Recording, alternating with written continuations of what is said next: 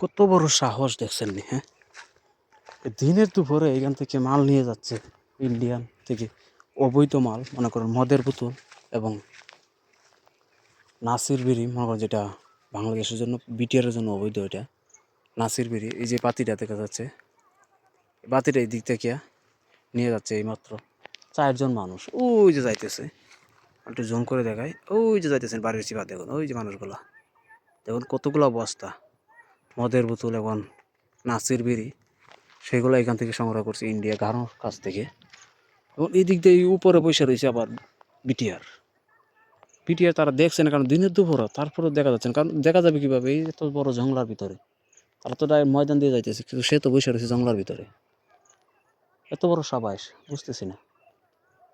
আমাদের এই দিক দিয়ে রাত্রে যদি মাল নামায় কেউ, রাত্রে ইন্ডিয়া থেকে মাল পাচার করে, আর তারা দিনের দুপুরে মাল নামাচ্ছে।